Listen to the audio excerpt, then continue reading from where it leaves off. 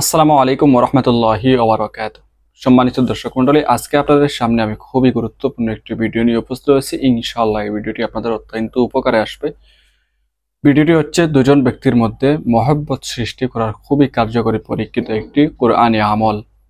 এটা যদি আপনারা করেন তাহলে ইনশাআল্লাহ আপনাদের দুজনের মধ্যে খুবই ভালোবাসা সৃষ্টি হবে। ভালোবাসাটা হতে হবে 100% বৈধ ভালোবাসা। ঠিক আছে? এখন ভালোবাসা বলতেই অথবা থাম্বনেইলে শুধু ভালোবাসার আমল ওইটা দেখতেই আমরা শতকরা 90% মানুষ এটা মনে করি যে ওই বিয়ের আগের যে ভালোবাসা, অর্থাৎ বয়ফ্রেন্ড আর গার্লফ্রেন্ডের ভালোবাসা। আসলে কিন্তু সম্পূর্ণ ব্যতিক্রম।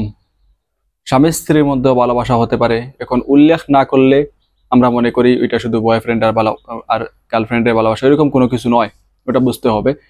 আপনার আত্মীয়দের মধ্যে যদি এরকম হয় যে আত্মীয়দের মধ্যে আগে অনেক সম্পর্ক ছিল, মিল মোহাব্বত ছিল, এখন সম্পর্ক নেই, তো আত্মীয়তা ছিন্নকারী সে জান্নাতের ঘ্রাণও পাবে না।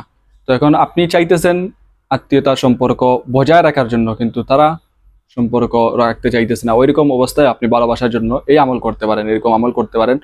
অথবা কাউকে পছন্দ হয়েছে, পুরুষ হোক অথবা মহিলা হোক, বিয়ে শাদী করবেন, তার আমল আখলাক দেখে, তার চরিত্র দেখে আপনার পছন্দ লাগতেই পারে, এটা স্বাভাবিক। সেজন্য আপনি তাকে বাধ্য করতে চাইতেছেন, বিয়ে করতে চাইতেছেন, সেটার জন্য এই আমল করতে পারেন। মনে করেন তার পরিবার রাজি না অথবা সে রাজি না, তো এটা ক্যাটাগরি যদি আপনাদের সমান সমান থাকে তাহলে ইনশাল্লাহ আমল করতে পারেন। এখন আপনি মনে করেন, উদাহরণস্বরূপ বলতেছি, একজন মনে করেন মূর্খ, কিছুই জানে না, আর আরেকজন হচ্ছে শিক্ষিত, স্মার্ট, সে অনেক বড়, তার সে যে স্থানে আছে তার স্থান থেকে আরো অনেক স্থান, তার চেয়ে বড়, ওর চাকর হিসাবে অনেকে থাকে। তো এখন আপনি চাইতেছেন ওইরে আমল করে আপনার প্রতি আনার জন্য, ওইরকম কিন্তু আবার হবে না। সবকিছুর একটা ভারসাম্য রয়েছে, ওই হবে ভারসাম্য রক্ষা করে আপনি আমল করবেন, তদবির করবেন, ইনশাল্লাহ উপকার পাবেন। তো এটা হচ্ছে মনে করেন যে এরকমই আপনি ভালোবাসা, এখন বিয়ের জন্য ভালোবাসবেন, 1 বছর পরে বিয়ে করবেন, আর এখন কি করবেন, শুধু কথা বলবেন, আর এটাকে মনে করবেন বৈধ ভালোবাসা। না, এটা কখনো বৈধ হতে পারে না। এটাও হচ্ছে এক প্রকার জিনা।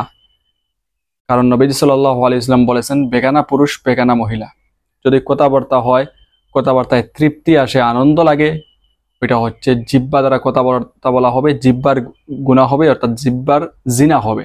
আপনি যদি দেখা করেন ভিডিও কলে অথবা ছবি দেখেন, চোখের জিনা হবে। তারকে সরাসরি দেখার জন্য আপনি যাতায়াত করবেন, পায়ে হেঁটে যাতায়াত করবেন, পায়ের জিনা হবে। সহিহ হাদিস। ঠিক আছে? তো এটা আপনার বৈধ ভালোবাসা হইল কেমনে? আর এটা হচ্ছে শয়তানের পক্ষ থেকে আসে, আর শয়তান আপনাকে ওইরকম করাইতে করাইতে শেষ পর্যন্ত নিয়ে কি করে, সরাসরি জিনার মধ্যে লিপ্ত করে বিয়ের আগে। কিন্তু এটা আপনার দিলে শয়তান ডালে না যে এটা যে করতেছেন, পরে তো সে আপনাকে বিয়ে করবে না। পরবর্তীতে যখন সে বিয়ে করলো না, কারণ মধু খাওয়া শেষ, মৌমাছি আর আসবে না।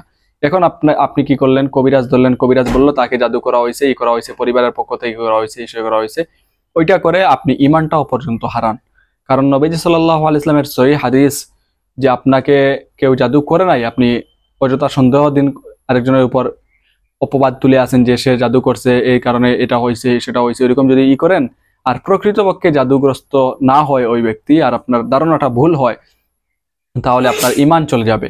একদিকে নষ্টামি করে অতিরিক্ত ভালোবেসে হারাইলেন চরিত্র, অন্যদিকে আরো চাপে পড়ে কবিরাজ ধরে, কবিরাজের ডায়লগ পূর্ণ কথা শুনে বিশ্বাস করে হারাইলেন ইমান। এখন দেখেন আপনার কি রইল, দুনিয়াও গেল, পরকালও গেল। এটাই হচ্ছে শয়তানের পূর্ণ মিশন। বিয়ের আগে কথাবার্তা বলা, দেখা দেখি করা, এটাই হচ্ছে সাকসেস করার মেইন মিশন। হচ্ছে শয়তানের উদ্দেশ্য হচ্ছে এতটুকু।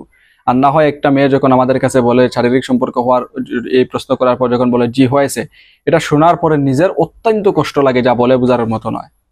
আমি এটা শোনার পর আমার কষ্ট লাগতেছে, কিন্তু সে যে এটা করছে তার কি কষ্ট লাগতো না? অবশ্যই লাগতো। কিন্তু শয়তানের এমন ধোঁকায় পড়ছে, এটাকে কোনো কিছুই মনে করে নাই, নিজের চরিত্রকে কোনো কিছু মনে করে নাই, শয়তানের পাল্লায় পড়ে।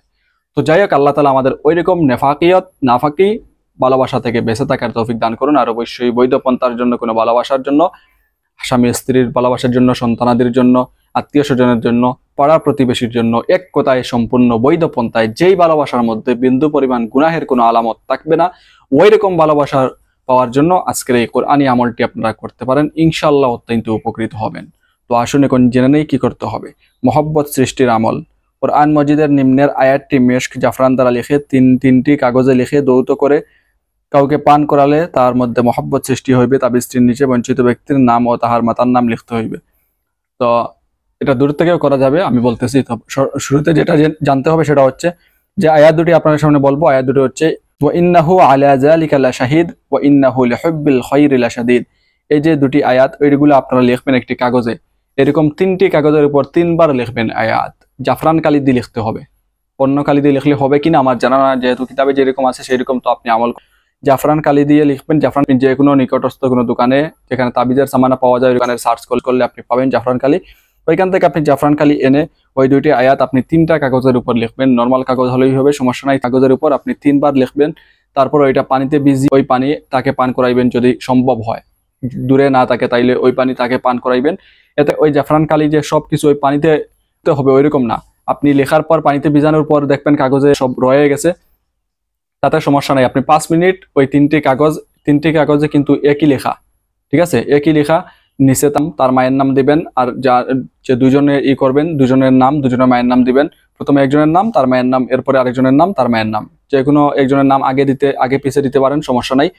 তারপরে ওইটা আপনি পানিতে ভিজিয়ে রাখবেন 5 মিনিট। 3টি কাগজ একটি পাত্রে বা একটি গ্লাসে বা একটি জগে, একটা বালতিতে, যেটাতে আপনি পানি পান করাবেন তাকে, ওইরকম ইটে আপনি ভিজিয়ে রাখবেন। 5 মিনিট পরে ফেলবেন, তারপরে ওইটা তাকে পান করাইবেন। এতেই হয়ে গেল। আর যদি সে দূরে থাকে তাহলে তার নিয়ত করে অন্য কাউকে পান করাবেন। যারা আল্লাহ তাআলার উপর আস্থা বিশ্বাস রেখে আমল করবেন তাদের নিয়ত সহি থাকবে, আর তারা অবশ্যই এটা বুঝেন যে আল্লাহ যে কোনো উসিলার মাধ্যমে আপনারা এটাকে কবুল করবেন। তো আপনি সে অবস্থানরত থাকার কারণে আপনি তাকে সরাসরি পান করাতে পারতেছেন না, সেজন্য আল্লাহর কাছে এটা নিয়তেই রেখে দিবেন যে ওই ব্যক্তির নিয়তে আপনি অন্য কাউকে পান করাইছেন। ইনশাল্লাহ এটার উসিলায় আপনি যে চেষ্টা করছেন, আপনার চেষ্টাকে আল্লাহ তাআলা কাজে লাগিয়ে আপনার কাজকে সম্পাদন করে দিবেন ইনশাআল্লাহ। ঠিক আছে, সব কাজ করার মালিক হচ্ছেন আল্লাহ তাআলা। আমি যে বলতেছি এটা হচ্ছে আপনাদেরকে শিখিয়ে দেওয়ার মাধ্যমে এতটুকু। এখন আমার কাছে এমন কোনো অলৌকিক ক্ষমতা যদি হয়ে যেত আর হয়ে যেত যে আপনাকে ওইটা মিলিয়ে দিতাম, আমার দ্বারা সব কিছু হয়ে যায়, তাহলে তকদির নামক কোনো কিছু থাকতো না। তকদির আমার কাছে হার মেনে যেত। ঠিক আছে, আর ইসলামের গতিতেই চলে, আবেগ দিয়ে চলে না, বিবেক থেকে ইসলাম চলে। তো ইসলামে বলা আছে তকদির, ইসলাম যেটা বলবে সেটাই সঠিক হবে। সারা দুনিয়ার মানুষ যদি ডায়লগ মারে সেই ডায়লগ মিথ্যা বিবেচিত হবে, কারণ ইসলামে বলা আছে ভালো মন্দ সবকিছু তকদিরের উপর হয়। তো আমার দ্বারা যদি সব কাজ পরিবর্তন হয়ে যায় তাহলে আর তকদিরের কি প্রয়োজন? আমি কি তকদিরের উপরে উঠে যেতে পারবো?